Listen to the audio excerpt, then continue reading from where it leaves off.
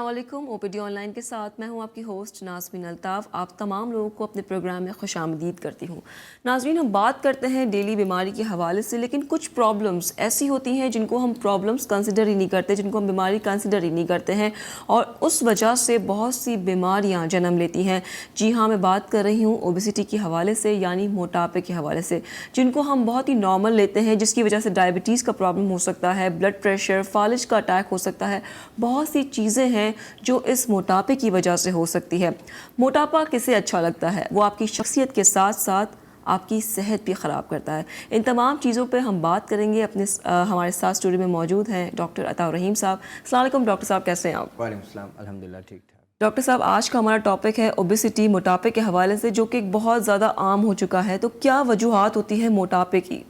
जी देखिए, मोटापा जब हम बात करते हैं तो अपनी बॉडी का जो एक नॉर्मल स्ट्रक्चर है उससे ज़्यादा बढ़ जाने को मोटापा कहा जाता है। बिल्कुल। बज़ाहिर तो इसकी बाकायदा मेडिकली कैलकुलेशंस हैं जिससे बॉडी मास इंडेक्स कहा जाता है, BMI, यानी आपकी हाइट और आपके जो वेट है उसके हिसाब से रेशियो में देखा जाता है कि आपका जो बॉडी का तनासुब है वो बढ़ा हुआ है या कम है। ठीक है। बहुत सारे लोग कंसर्न रखते हैं कि आया वो अब मोटापे की रेंज में आ रहे हैं या नहीं हैं, या ख़ुद से वो प्रिज्यूम करते हैं, अपने तौर पे ख़ुद ख्याल करते हैं कि शायद उनको मोटापा हो गया है। वैसे तो simple on an average idea लगाने के लिए अगर आप गूगल पे जाएं और सिंपल उसमें BMI कैलकुलेटर डालें, BMI कैलकुलेटर, ये उन लोगों के लिए जो इस चीज़ को थोड़ा सा समझ सकते हैं, तो उसको मैं बताना चाहूँगा कि BMI कैलकुलेटर डाल के अपनी हाइट और वेट एग्जैक्ट डालें, तो उसके बाद एक रफली आपको आइडिया मिल जाता है कि आप बॉर्डर लाइन पे हैं या आप फ्रैंकली आपको मोटापा हो चुका हुआ है या आप अंडरवेट हैं। हर चीज़ उसमें एक वाज़े हो जाती है। ठीक है। अच्छा, जहाँ तक नाज़रीन मोटापे की बात है, मोटापा जो है बेसिकली आपकी ओवरऑल गुडविल, जो गुड हेल्थ है जिसे हम कहते हैं, वो अगर मुतासिर हो रही है, आपकी फ़िज़िकल एक्टिविटीज़ मुतासिर हो रही हैं और आप ऐसा लग रहा है आपको खुद कि आप एक वज़न लेके चल रहे हैं, तो ऐसी सूरत में आपको फील आने लगता है कि आप मोटापे के उसमें एंटर हो चुके हैं। ठीक है, स्टेज में। ठीक है डॉक्टर साहब, जो मोटापा है वो किन किन बीमारियों को जन्म देता है? जी बिल्कुल, मैं इस हवाले से भी बात करता हूँ। पहले मैं थोड़ा सा एक चीज़ बता दूँ कि जब हम मोटापे की बात करते हैं तो जैसे आपने कहा कि बीमारियाँ कौन कौन सी जन्म देती हैं, उससे पहले ये समझें कि एक जो नॉर्मल बॉडी स्ट्रक्चर है उसके हिसाब से आपके सारे आज़ा हैं। यानी आपके लंग्स जो हैं, अगर वो आपकी सांस लेने का अमल है वो 18 से 20 दफ़ा एक ऑन एन एवरेज पर मिनट चल रहा होता है। हार्ट रेट जो है वो यानी 65 से समझ लें 75 और 80 तक जो है वो ऑन एन एवरेज 72, जिसे हम एवरेज कहते हैं, 72 हार्ट रेट आपका चल रहा होता है। आपके किडनी जो हैं वो आपके एक फंक्शन कर होते हैं आपकी बॉडी के हिसाब से। लिवर जो है यानी कलेजी, वो अपने हिसाब से मेटाबोलाइज कर होता है। जब हमारा वेट बढ़ना शुरू होता है तो इन तमाम ऑर्गन्स पे, जो कि वाइटल ऑर्गन्स कहलाते हैं, जो कि इंपॉर्टेंट ऑर्गन्स हैं जिनके बगैर आपकी बॉडी जो है वो काम नहीं कर सकती, ये तमाम ऑर्गन्स के ऊपर लोड पड़ना शुरू होता है। यानी हार्ट पे भी लोड पड़ना शुरू होगा अगर आपका वेट बढ़ेगा, क्योंकि कवर्ड एरिया जब यानी जिसे कहते हैं आप बढ़ जाएगा, तो ऐसी सूरत में हार्ट को ज़्यादा पंपिंग करनी पड़ेगी ताकि ब्लड पूरी बॉडी तक सही से पहुंचाया जा सके। आपके सांस लेने के अमल में भी दिक्कत, लोग अक्सर ये शिकायत करते हैं, जो मोटे लोग हैं या जिनका वेट ज़्यादा है, वो ये कहते हैं कि जी हमें सांस जो है हाँफने लग जाते हैं। उसकी वजह ये है कि जो उनकी रिक्वायरमेंट है बॉडी की ऑक्सीजन की, वो उस हिसाब से हो जाती है ना, क्योंकि वेट बढ़ गया। अब ऐसी सूरत में अगर आप फ़र्ज़ करें 16 to 18 टाइम्स जो है पर मिनट आप सांस ले रहे थे, अब वो आपको ज़्यादा लेना पड़ेगा।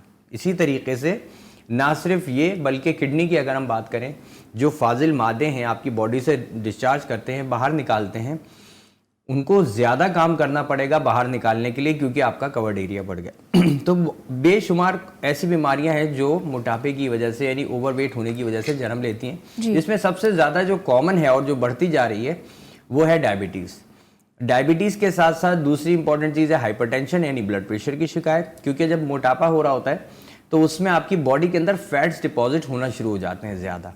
जब इजाफी फैट डिपोजिशन होगी तो ना सिर्फ वो ओवरऑल टिश्यूज़ में हो रही होती है, बल्कि शरियानों में भी उसका इम्पैक्ट आता है, क्योंकि आपकी डाइट जो आप ले रहे हैं उसके अंदर कोलेस्ट्रॉल कंसंट्रेशन भी ज़्यादा है, यानी फैट्स का भी आप इस्तेमाल कर रहे हैं, आप प्रोटीन्स भी ज़्यादा ले रहे हैं, कार्बोहाइड्रेट्स भी ज़्यादा ले रहे हैं। अमूमन एक चीज़ यानी ब्लड, अगर मैं हाइपरटेंशन की बात करूँ तो हाइपरटेंशन यानी ब्लड प्रेशर की शिकायत ज़्यादा कॉमन है। उसके बाद हार्ट डिजीज़, वही चीज़ आ रही है कि अगर आपका कवर्ड एरिया बढ़ेगा, आपका जो BMI है वो बढ़ जाएगा, तो ऐसी सूरत में हार्ट को ज़्यादा पंप करना पड़ेगा। तो हार्ट जो है, जो मसल्स हैं वो एग्जॉस्ट होने लगती हैं, हार्ट बढ़ने भी लग जाता है, फैलने लग जाता है। तो ये तमाम चीज़ें जो हैं कॉमन है, मतलब जिसमें डायबिटीज़, ब्लड प्रेशर की शिकायत यानी डायबिटीज़, ब्लड प्रेशर की शिकायत और हार्ट की प्रॉब्लम यानी दिल के अमराज जो हैं वो बढ़ जाते हैं। ठीक है, यहाँ पे हमारे साथ एक फर्स्ट कॉलर मौजूद है। अस्सलाम वालेकुम। वालेकुम अस्सलाम। अस्सलाम वालेकुम। अस्सलाम। जी मैं अरसलान हेलो। बात कर रहा हूँ कराची से। हेलो। हेलो। आवाज़ जी, नहीं आ रही आवाज़ हमें। नहीं आ रही। हेलो जी मैं अरसलान बात कर रहा हूँ कराची से। जी, क्या सवाल है आपका? जी मेरा सवाल ये है मैम कि मेरा वेट है तकरीबन 98 kg। ठीक है। ठीक है, और मेरी एज तकरीबन है 30 ना। तो अगर वॉक में 3-4 किलोमीटर लगे उसके बावजूद भी मेरा वेट कम नहीं हो रहा। अरसलान, आपकी आवाज़ थोड़ी सी, जी जी बोले। जी टीवी वॉल्यूम थोड़ा कम रखिएगा, आवाज़ आपकी थोड़ी सी। मेरा टीवी वॉल्यूम तो बिल्कुल बंद है। ठीक है बोले। मैं कह रहा था कि मेरा वेट जो है ना, वॉक करने के बावजूद भी कम से कम 3 से 4 किलोमीटर डेली वॉक करता हूँ कम से कम आफ्टर 2 मंथ से सर। ठीक है। उसके बावजूद भी मेरा वेट लूज नहीं हो रहा, बिल्कुल नहीं। ठीक है। और अगर डाइटिंग पे आता हूँ पर किया, अगर टाइम से टाइम खाने के अलावा अगर 20 मिनट भी लेट हो जाता हूँ, ऐसी कंडीशन मेरी हो जाती है कि मैं अभी गिरने लगा हूँ, इस तरह से। ठीक। जी। ठीक है डॉक्टर साहब, मेरा भी यही क्वेश्चन था कि कुछ लोग बहुत खाने पीने पे भी कंट्रोल रखते हैं, वॉक भी करते हैं, उसके बावजूद उनका वजन कम नहीं होता। देखिए, अब जहाँ पर लोग ये कहते हैं कि जी हम वॉक कर रहे हैं, एक्सरसाइज कर रहे हैं और खाने में एहतियात कर रहे हैं, सवाल ये आता है कि किस टाइप की वो एक्सरसाइज कर रहे हैं और किस टाइप की वो ग़िज़ा का ख्याल कर रहे हैं। उनकी नज़र में हो सकता है कि वो ग़िज़ा का ख्याल कर रहे हों लेकिन वो नाकाफ़ी हो, जिसकी वजह से वेट जो है वो मुस्तकिल, यानी अगर कम नहीं बढ़ नहीं रहा है तो वो कम भी नहीं हो रहा। एक बात इसमें एक चीज़ बहुत वाज़े तौर पे ज़रा समझ लें, इस मैकेनिज़्म को समझ लें कि वेट क्यों बढ़ रहा होता है। हमारी ग़िज़ा में 3 चीज़ें होती हैं। एक कार्बोहाइड्रेट्स हैं जिसमें आपके शुगर कंटेंट आ जाता है यानी मीठी चीज़ें, और बाकी रोटी, चावल, ब्रेड, ये तमाम चीज़ें जो हैं ये कार्बोहाइड्रेट्स का हिस्सा है। इसके अलावा जो हमारी डाइट का दूसरा हिस्सा होता है ये रोज़मर्रा में होता है। दूसरी चीज़ है फैट्स। अब फैट जो है वो आप घी की शक्ल में ले लें, ऑयल की शक्ल में ले लें, बटर ले लें, मार्जिन व्हाट्सोएवर, जितनी भी चीज़ें ये तमाम फैट्स का एरिया है। उसके बाद आ जाती हैं प्रोटीन्स, तीसरा जो हिस्सा है। प्रोटीन्स में जब हम बात करते हैं तो हम चाहे वो रेड मीट हो गया यानी बकरे का गोश्त है, गाय का गोश्त है, या फिश है या चिकन है, ये तमाम प्रोटीन्स का एरिया आ जाता है। इसके अलावा दालों से भी हमें प्रोटीन्स मिलते हैं। ठीक है, अब पॉइंट ये है कि वेट रिडक्शन जो करना चाहते हैं, ख़ास तौर पे ख़वातीन के अंदर नाज़रीन देखा जाता है कि वेट जो है वो बहुत ज़्यादा बढ़ता है तेज़ी से। उसकी एक वजह ये है कि ख़वातीन में एडिपोज टिश्यूज़ होते हैं जिनमें फैट्स डिपोजिशन टेंडेंसी ज़्यादा होती है। इस वजह से फीमेल में वेट गेन ज़रा ज़्यादा होता है एज़ कम्पेयर टू मेल। अब पॉइंट ये आता है कि हम डाइट के अंदर, मैं चाहूँगा नाज़रीन 2 मिनट में इस पर लूँ, फिर आपकी कॉल डेफिनेटली आ रही होंगी। इसमें सिर्फ ये जहन में रखें कि जब हम डाइट की बात करते हैं तो कार्बोहाइड्रेट्स को अपनी ज़िंदगी से जितना कम कर सकते हैं, से मुराद ये कि ऑलमोस्ट नेगेटिव करें। अगर वो लोगों के लिए जो फ्रैंक वेट बढ़ चुका है, मोटापे में एंटर हो चुके हैं, कार्बोहाइड्रेट्स को तो वो भूल जाएं बिल्कुल। अब कार्बोहाइड्रेट जब भूल जाएं, जैसे मैंने कहा रोटी भूल जाएं, स्लाइस भूल जाएं, चावल भूल जाएं, ठीक है, जितनी भी ऐसी चीज़ें मीठी चीज़ों को बिल्कुल उससे दूर हो जाएं, चाहे वो डायबिटिक है या नहीं है। ठीक है, मैं नॉर्मली बात कर रहा हूँ क्योंकि जो मोटापे में एंटर होंगे, वेट रिडक्शन के लिए डाइट का सबसे इंपॉर्टेंट फैक्टर ये है। फिर आप मेनली कोशिश करें कि प्रोटीन डाइट पर आ जाएं। मैं आगे भी चीज़ों जब अभी मजीद डिटेल में बताऊंगा तो उसमें डाइट फैक्टर जो है और एक्सरसाइज को और मैं डिटेल में बताऊंगा। जी, हमारे साथ कॉलर है। अस्सलाम वालेकुम। वालेकुम सलाम। कौन बात कर रहे हैं? जावेद कोटा से बोल रहा हूँ। जी, क्या सवाल है? मेरा सवाल ये है कि मैं थोड़ा सा अगर चलूँ और या सीढ़ियाँ चढ़ूँ तो फौरन सांस चढ़ जाता है और थकावट सी हो जाती है, एकदम दिल जोर जोर से धड़कना शुरू हो जाता है, यानी सांस चढ़ता है। जी, आपका वजन कितना है, करवाया है अभी? वजन मेरा तकरीबन 48 kg, 48 या 45 kg। 48, 48? हाँ जी, इतने मोटे नहीं है, बस नॉर्मल, पेट भी नहीं निकला हुआ, बिल्कुल नॉर्मल ही है। हाँ, blood pressure up and down रहता है, उस पर मैं गोली खाता हूँ। शुगर का प्रॉब्लम तो नहीं है आपको? इसको नहीं जी, शुगर का कोई प्रॉब्लम नहीं। सांस आपको फूलता है आपने बताया? हाँ एकदम सांस फूलना है, थोड़ा सा काम करूँ सांस फूलना। उम्र भी बता दें साथ साथ। तो मैं वो अपना 70 साल, ठीक है। ठीक है। अच्छा देखें, जैसे जावेद साहब ने कहा कि इनकी एज 70 है, माशाल्लाह अल्लाह में हयाती दे। वेट बहुत ज़्यादा नहीं है इनका, लेकिन इनको सांस फूल रहा होता है। इसके बहुत सारे फैक्टर्स हैं। कहीं पर तो एलर्जी के फैक्टर्स आ जाते हैं, कुछ जगहों पे कुछ लोगों को हसासियत ज़्यादा होती है तो उनको एलर्जी होती है चीज़ों से जब वो इनहेल करते हैं, क्योंकि दो ही तरीके से जो है सोर्स है हमारी जिसके अंदर बॉडी में चीज़ एंटर हो रही है, एक सांस लेने के अमल से और दूसरे खाने की सूरत में। तो क्योंकि सांस फूलने का ताल्लुक सांस लेने के अमल से है, तो अगर कोई ऐसी चीज़ एलर्जेंस यानी जैसे मैं कहूँगा जो एलर्जी कॉज करते हैं, अगर वो चले जाएंगे सांस की नाली में, उसके बाद कुछ लोगों में जिनमें हसासियत ज़्यादा है उसमें वो सुकड़ाव पैदा करते हैं नालियों में, जिसकी वजह से सांस फूलने में की शिकायत जो है वो बढ़ जाती है। तो ऐसी सूरत में अगर आप समझते हैं तो आप मुझे प्रोग्राम के बाद कॉल कीजिएगा, मैं आपको इंशाल्लाह इसके लिए मेडिसिन भी एडवाइस कर दूंगा। ठीक है, बहुत शुक्रिया आपको कॉल करने का। आप डॉक्टर साहब को कॉल कर सकते हैं शो के आधे घंटे बाद। नाजरीन, आज हम बात कर रहे हैं ओबेसिटी के हवाले से, मोटापे के हवाले से। यकीनन आप लोगों के बहुत सारे क्वेश्चंस होंगे जो आप करना चाहते हैं। आप कॉल कर सकते हैं हमारे शो में और पूछ सकते हैं जो भी आपकी प्रॉब्लम्स हैं डॉक्टर साहब से। फिलहाल यहाँ वक्त हुआ एक ब्रेक का, मिलते हैं आपसे शॉर्ट कमर्शियल ब्रेक के बाद। देखते रहिए ओपीडी ऑनलाइन।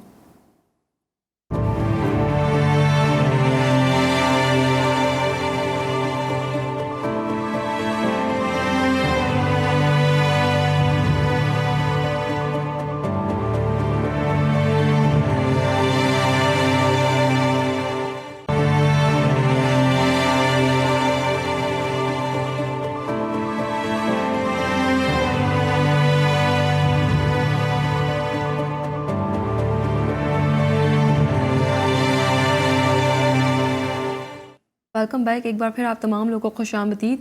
डॉक्टर साहब, चूँकि लोग जो है वो अपने मोटापे से इतने परेशान हो जाते हैं कि वो डाइट करते तो बहुत ही ख़तरनाक डाइट स्टार्ट कर देते हैं, वो पूरा दिन भूखे रहते हैं।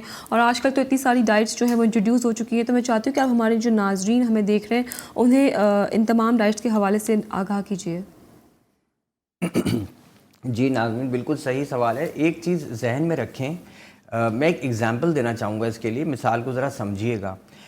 फॉर एग्ज़ाम्पल कि आज से मैंने सोचा कि मैंने खाना पीना नहीं है, कुछ भी नहीं खाना, ना पानी पीना है, ना मैंने कोई रोटी खानी है, ना मैंने कुछ और खाना है। एक एग्ज़ाम्पल दे रहा हूँ, तो आपकी बॉडी में क्या होना शुरू होगा। अभी रमज़ान भी आ रहा है, इस चीज़ से ध्यान में रखें। तो पहले ये होता है कि हमारी बॉडी का जो मेन सोर्स ऑफ एनर्जी है, यानी जिससे हमें ताकत मिलती है, एनर्जी मिलती है, हम काम करते हैं, वो है कार्बोहाइड्रेट्स। ठीक है। अच्छा, बॉडी जो है ना वो ये नहीं जानती कि आपने रोटी खाई है, चावल खाएं, मीठा खाया है। बॉडी ये नहीं जानती। बॉडी ये जानती है कि उसको कार्बोहाइड्रेट चाहिए, फाइनली एंड अप किसमें, ग्लूकोज की फॉर्म में चाहिए।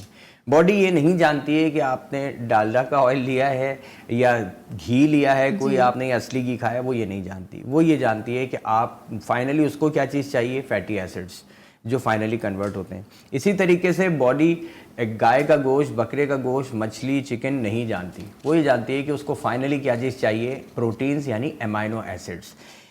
तो जब हम फ़र्ज़ करें बिल्कुल खाना पीना बंद कर दें, कुछ भी नहीं खाएंगे, तो पहले क्या होना शुरू होगा।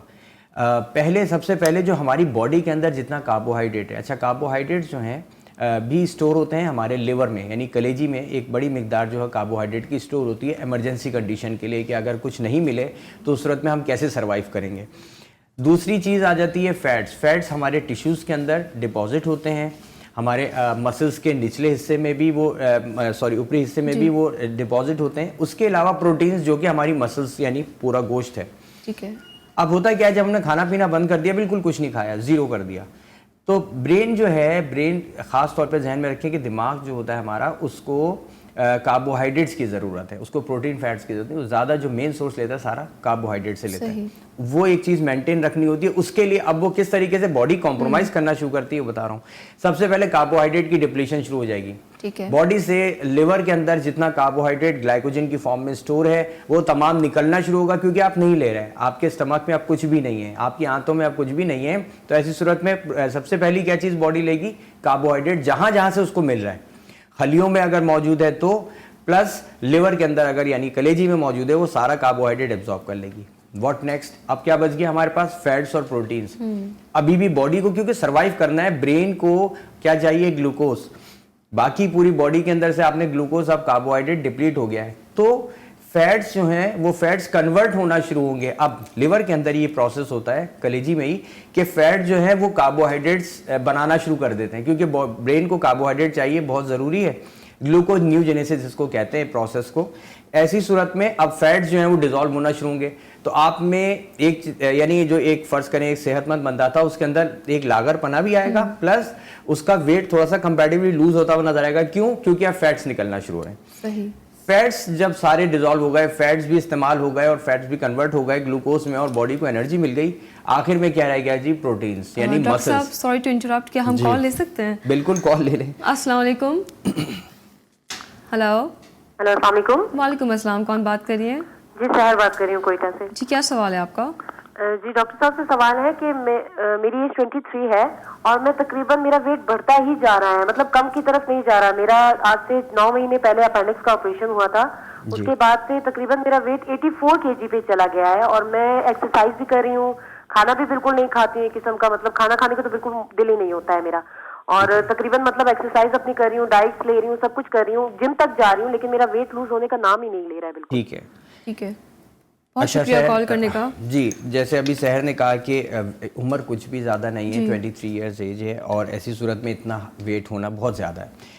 एक बात मैं एक जनरली बात करना चाहूँगा, क्योंकि स्पेसिफिक जवाब जो हैं इस हवाले से बनते ज़रूर हैं कुछ पेशेंट्स के लिए। अगर आपका कोई कंसर्न है वेट रिडक्शन के हवाले से, मैं आपको एडवाइस कर सकूँगा, आप मुझे प्रोग्राम के बाद कॉल कर सकती हैं। एक बात। दूसरा ये है, मैं सिर्फ अपनी लास्ट बात मैं चाहूँगा नाज़रीन वो कंप्लीट करते हुए बता दूँ, प्रोटीन डिप्लीशन रह गई। अब आखिर में रह गया हमारे मसल मास, जो कुछ ऊपर गोश्त नज़र आ रहा है, ये फिर डिजोल्व होना शुरू होता है, ये कन्वर्ट होना शुरू होता है ग्लूकोज के लिए। यानी कहने का मकसद ये है, आपको जो बताना चाह रहा हूँ कि कार्बोहाइड्रेट्स अगर आप कम से कम लेंगे तो बॉडी का जो फैट है वो मोबिलाइज होगा, वो यूटिलाइज होगा एनर्जी बनाने के लिए, क्योंकि आपको सर्वाइव करना है। तो ये जो फेज होगा, जैसे अभी इन्होंने कहा सहर ने या और लोगों के कंसर्न्स हैं कि जिनका वेट बढ़ रहा है, कार्बोहाइड्रेट्स को हमें अपनी लाइफ से इंतहाई यानी सद तक रिड्यूस कर देना कि आपको लगे कि आप सिर्फ कार्बोहाइड्रेट्स खा ही नहीं रहे, सिर्फ प्रोटीन्स और फैट्स पर हैं इनिशियली। तो इस ऐसी सूरत में आपका वेट रिडक्शन अच्छा होगा, क्योंकि हम कहते हैं कि हम खा नहीं रहे लेकिन हमने कभी जूस ले लिया, कभी कोई फ्रूट्स इस्तेमाल कर लिए या कोई और मीठी चीज़ खा ली, ये बदएहतियाती फिर उस सूरत में बहुत तेज़ी से एब्जॉर्ब होती है और एनर्जी बनती है और वेट गेन होना शुरू हो जाता है। सही जी डॉक्टर साहब, मैंने आपको कॉल आपकी इंटरप्ट किया था, लेकिन हमारे कॉलर्स हमारे लिए भी बहुत अजीज़ हैं। यहाँ पे हमारे साथ एक और कॉलर मौजूद है। अस्सलाम वालेकुम। मैम, क्या हाल है? खैरियत है? ठीक हो? अल्हम्दुलिल्लाह। जी, कौन बात कर रहे हैं? जी, सैमुअल बात कर रहा हूँ रावलपिंडी से। मैं आपका प्रोग्राम देख रहा था, डॉक्टर साहब से मैंने बात करनी, प्लीज। जी बात कीजिए। डॉक्टर साहब, मेरी एज है 45 साल। कितनी बताई आपने? 45 साल। ठीक है, ठीक है।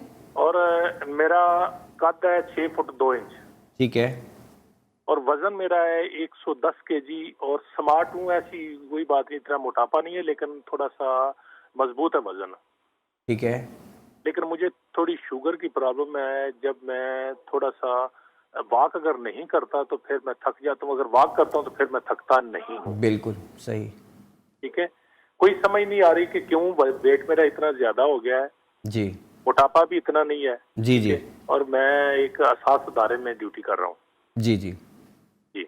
अच्छा, देखें आपकी जो हाइट है माशाल्लाह अच्छी हाइट है, थोड़ा सा बस वज़न कम करने की ज़रूरत है, 90s में इसको लाने की ज़रूरत है ताकि आपका जो है बैलेंस बरकरार रहे। डायबिटिक आप है, आपने कहा कि आप एक्सरसाइज करते हैं, थोड़ा सा ध्यान देने की ज़रूरत है कि एक्सरसाइज किस हद तक और कितनी देर करते हैं, और डाइट में आप क्या एहतियात ले रहे हैं। क्योंकि अगर डायबिटिक पेशेंट्स में कुछ में टेंडेंसी होती है कि वेट बढ़ने लगता है, कुछ में टेंडेंसी इस तरह है कि वेट लूज़ होने लगता है, मुख्तलिफ फेजेज़ हैं, पेशेंट टू पेशेंट ये थोड़ा वेरी करता है। तो आपने जो है स्पेसिफिकली एक्सरसाइज को डिफाइन करना है। मैं अक्सर ये बात करता हूँ कि ब्रिस्क वॉकिंग जो है, यानी 120 कदम पर मिनट के हिसाब से आप अगर वॉक कर रहे हैं तो आप में इतना थकाना है अपने आप को, इतना ज़्यादा थकाना है चलने में, 5 से 10 मिनट, ज़्यादा नहीं। तो ऐसी सूरत में ताकि आपको स्वेटिंग भी हो, आपको लगे कि आपसे नहीं चला जा रहा, अब ये नहीं है कि पेन लेके चले आप, लेकिन ये कि आपको लगे कि थकावट है, तो ऐसी सूरत में फ़र्क पड़ेगा। बहरहाल अगर आपको कोई और कंसल्ट करना है, मुझे और डिटेल्स पूछनी है, तो आप मुझे प्रोग्राम के बाद भी कॉल कर सकते हैं। बिल्कुल, आप डॉक्टर साहब को कॉल कर सकते हैं। यहाँ पे हमारे साथ एक और कॉलर मौजूद है। अस्सलाम वालेकुम। वालेकुम अस्सलाम। नाज़मीन, क्या हाल है आपके? मैं बिल्कुल ठीक हूँ। कौन बात कर रहे हैं? जी, मेरे नसीम बात कर रहा हूँ मैं। डॉक्टर अतार रहीम साहब से सवाल पूछना है। जी प्लीज़ कीजिए। जी, आवाज़ बहुत स्लो है। आवाज स्लो है। नहीं आपकी सही जी, आप कहिए हेलो। नसीम साहब। जी नसीम साहब, डॉक्टर आ रही है आपकी आवाज़, आ रही है। मेरी वाइफ है, उनकी उम्र है 42 ईयर, ठीक है। और इनको जो है एक तो वो है थायराइड का मसला है 4-5 साल से। ठीक है। और इनका बीपी जो है वो मतलब गोली लेती है बीपी के लिए, लेकिन बीपी शूट हो जाता है। ठीक है। ठीक है। और दूसरी सर इनको डिप्रेशन रहती है, मतलब ठीक है। की वजह से। यहाँ इसके क्या करना चाहिए सर, कोई ऐसी तजवीज़? अच्छा नसीम साहब, मैं चाहूँगा क्योंकि इसमें 2-3 मल्टीपल चीज़ें हैं, थायराइड का भी है उनको प्रॉब्लम, उसके अलावा डिप्रेसिव भी है और हाइपरटेंशन के लिए भी आप मेडिसिन वो ले रही हैं। तो मैं चाहूँगा प्रोग्राम के बाद आधे घंटे के बाद आप मुझे कॉल कीजिएगा। तकरीबन 12:30 बजे से लेकर 2 बजे तक मैं जो है कॉल रिसीव करता हूँ आप लोगों की। और एक चीज़ ध्यान में रखें कि क्योंकि कॉल्स बहुत आ रही होती हैं तो बाद वक्त इंगेज मिलता है, तो इसमें आप लोग माइंड नहीं करें, थोड़ा सा सब्र करें। कोशिश होती है मेरी 2 बजे तक जितनी भी कॉल्स आए मैं रिसीव करूं, तो आप मुझे इसके बाद कॉल कर लें इंशाल्लाह, तो मैं आपको एडवाइस कर सकूंगा इसके लिए कि क्या करना चाहिए। ठीक है, बहुत शुक्रिया नसीम साहब कॉल करने का। यहाँ पे हमारे साथ एक और कॉलर मौजूद है। अस्सलाम वालेकुम। अस्सलाम वालेकुम। वालेकुम अस्सलाम। मेरा नाम इस्लाम अब्बास है जी। और मैं कराची से बात कर रहा हूँ। मेरी उम्र 46 साल है और मेरा कद 5 फीट 3 इंच है। ठीक है। मुझे सिर्फ पेट के ऊपर जो बैली है ना, मेरा पेट बहुत निकला हुआ है और इस हिसाब से वैसे मैं महसूस करता हूँ, लेकिन अल्हम्दुलिल्लाह शुगर नहीं है और मेरा थोड़ा सा कोलेस्ट्रॉल पॉजिटिव थोड़ा सा 200 प्लस होता है हर दफा। अच्छा, रात में सोता हूँ तो मेरे दोनों शोल्डर, ये हाथ है मेरे, ये जब जहाँ दबते हुए सुन हो जाता है पूरा जिस्म ना, हल्का हल्का जिस्म सुन होने लगता है, मतलब खुसूसन हाथ मेरे। तो एक अजीब सी बेचैनी होती है और ये जो बैले है, पेट है, सिर्फ यही बॉडी के अंदर ये एक एबनॉर्मल अजीब सा लगता है, वरना पूरी बॉडी नॉर्मल सही है। तो इसके ज़रा मुझे बारे में बता दीजिए। ठीक है जी ठीक है अब्बास साहब।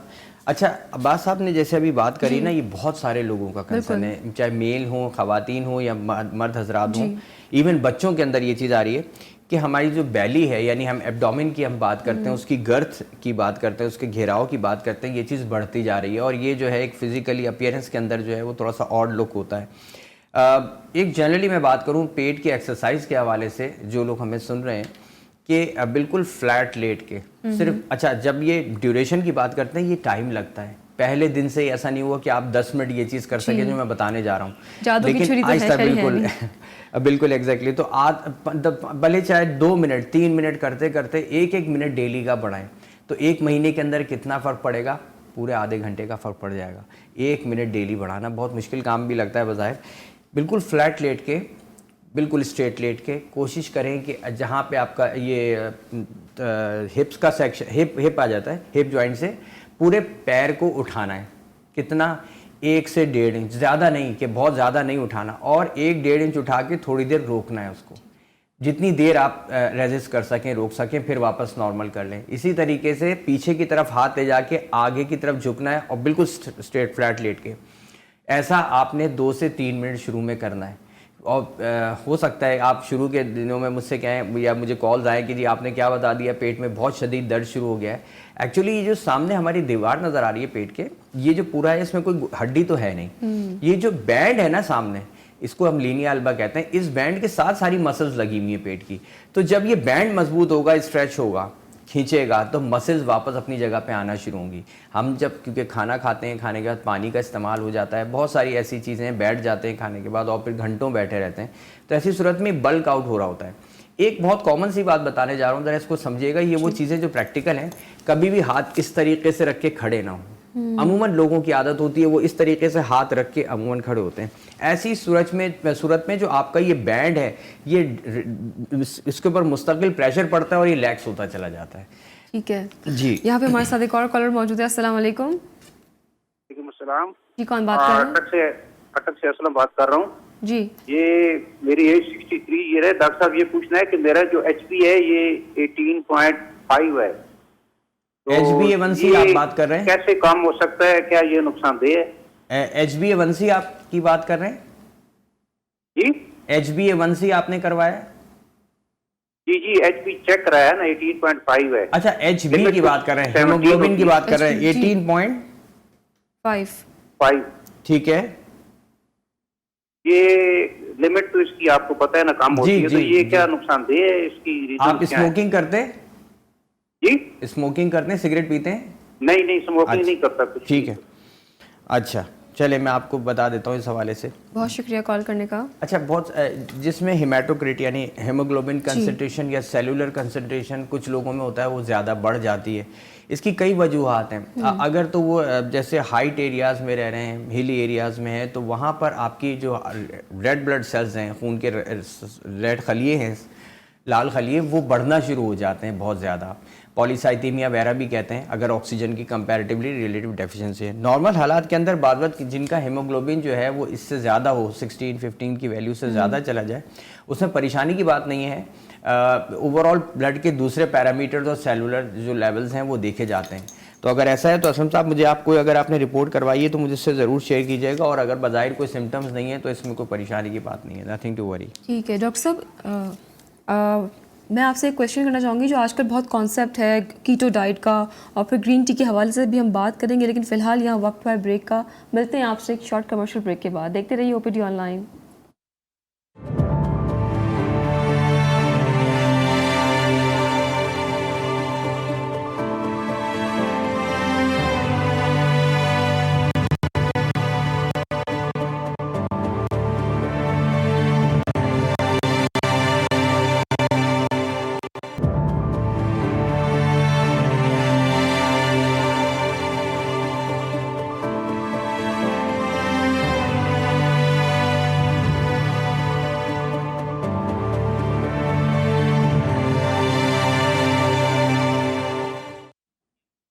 एक बार फिर खुशामदीद अपने प्रोग्राम में। डॉक्टर साहब, ब्रेक पे जाने से पहले मैंने आपसे कीटो के हवाले से बात की थी, और ग्रीन टी जो लेमन के साथ हम इस्तेमाल करते हैं उसका क्या कॉन्सेप्ट है? अच्छा, क्योंकि ये वो चीज़ें हैं, जब हम बात कर रहे हैं कि हम मोटापा कम करने की तरफ जाने की बात कर रहे हैं, और हम कीटो डाइट्स पे भी मैं आता हूँ। एक चीज़ जहन में रखिएगा, जो भी प्रोग्राम सुन रहे होते हैं, आप यूट्यूब पे भी देखते हैं, और बहुत सारी सोर्सेज हैं जिससे लोग, और आपस में मशवरे भी होते हैं, घरों में डिस्कशंस होते हैं, फ़लाँ ने ये तजर्बा किया था मैं भी करके देखूँ, फ़लाँ ने ये किया था वेट कम करने के लिए। ख़वातीन में बहुत कॉमन है डिस्कशंस। एक बात जहन में रखें कि किसी एक चीज़ को फॉलो ज़रूर करें। हमारे यहाँ होता क्या है कि अमूमन लोग 15 दिन 20 दिन के बाद वो एक्सपेक्ट ये करते हैं कि अब गर्थ जो अगर फॉर एग्जांपल 38 हो गई थी तो वो 33 हो जाएगी, और वेट जो था अगर फर्ज करें ये 75 kg था, तो अब क्योंकि मैंने किसी को फॉलो करना शुरू किया, 10 दिन हो चुके हैं, लेकिन वेट तो वहीं का वहीं है। ये एक बहुत बड़ा फैक्टर है। या एक्सरसाइज हमने शुरू की थी, हमने 15 दिन या महीने के बाद हम एक्सपेक्ट करना शुरू करते हैं कि अब 5 किलो वजन क्यों नहीं कम हुआ। ये एक दिन में डेवलप नहीं हुआ है आपका वेट। आप ये चीज़ ज़हन में रखें, जहाँ पे भी ओबेसिटी की हम बात करते हैं, ओवरवेट या फैटी होने की बात करते हैं, एक दिन में डेवलप नहीं हुई, इसमें महीनों साल लगे। तो उसको कम से कम 4 से 6 महीने तो चाहिए है ना, कि जिसमें फ़र्क आना शुरू होगा। एकदम से आपका ऐसे वेट रिडक्शन नहीं होगा। कीटो डाइट की आपने बात की थी। कीटो डाइट एक नया ट्रेंड शुरू हुआ लोगों में। एक्चुअली जो मैं अभी इससे पहले एग्जांपल दे रहा था कि कार्बोहाइड्रेट्स आप बंद कर दें तो अब आपके पास क्या रह जाएगा, फैट्स और प्रोटीन्स। ये कीटो डाइट का मतलब उसकी एक मिसाल है कि आप फैट्स, आप कार्बोहाइड्रेट बिल्कुल बंद कर देंगे, हर शक्ल में रोटी बंद कर देंगे। क्योंकि कीटो डाइट अगर प्रॉपर हम डाइट पर आएंगे तो थोड़ा सा एक्सपेंसिव तरीक़ेकार है, कि जिसमें आप जी बादाम की रोटी का इस्तेमाल करेंगे, आप असली घी का इस्तेमाल करेंगे, बहुत अजीब सी चीज़ लगती है। फिर उसमें कंट्रोल्स भी आ जाते हैं कि कोलेस्ट्रॉल लेवल्स चेक करने की ज़रूरत है कि किस लेवल तक पहुंच गया अगर आपने कीटो डाइट पर आ गए। वेट रिडक्शन होता है उसके अंदर, लेकिन वो बाकी स्लिम टीज़ आती हैं, लोग ग्रीन टी का इस्तेमाल करते हैं, लेमन उसमें, ये जो होता है आपका चकोतरा जिसे आप कहते हैं, ग्रेप फ्रूट जो है, इसका इस्तेमाल बहुत है। किसी एक पे स्टिक होके रेगुलर रखें, एकदम दिल बर्दाश्ता नहीं हो कि कुछ दिन के बाद नहीं रिस्पॉन्स आ रहा तो मैंने ये छोड़ देना है, फिर वापस सब शुरू कर दिया। एक चीज़। दूसरी चीज़ ये है कि जब हम डाइट की बात कर रहे होते हैं तो कार्बोहाइड्रेट्स की जो डेफिनेशन है, ज़रा आप भी अपने तौर पे पढ़ें उसको, कि कौन कौन सी चीज़ें जो कार्बोहाइड्रेट में आ रही हैं, सिर्फ वो रिस्ट्रिक्शन शुरू करें। ठीक है डॉक्टर साहब, कुछ लोग जो है वो बहुत एक्सेसिव हो जाते हैं। अगर आपने ग्रेप फ्रूट की बात की तो लोग इतना इसका इस्तेमाल करते हैं कि फिर उनको हड्डियों की प्रॉब्लम भी हो जाती है। लोगों को एक कॉन्सेप्ट ही क्लियर नहीं है कि हमें हर चीज़ का एक लिमिट उसमें भी करना चाहिए। यहाँ पे हमारे साथ एक कॉलर मौजूद है। अस्सलाम वालेकुम। हेलो जी जी, आवाज़ आ रही है आपकी? जी, मैं रुकैया बात कर रही हूँ कराची से। जी, क्या सवाल है आपका? जी, मेरा ये क्वेश्चन है कि मेरा वेट जो है वो स्टक हुआ है, तो क्या प्रोसेस हो सकता है कि जो स्टक वेट जो है वो लॉस हो सके? ठीक है, या जिस पेट में सख्ती की इनका वेट स्टक हो गया। अच्छा, वेट स्टक हुआ है। कितना वेट है आपका? जी 90 प्लस है, एंड हाइट जो है 5.7। ओके, ठीक है। स्टकअप हुआ है, ठीक है।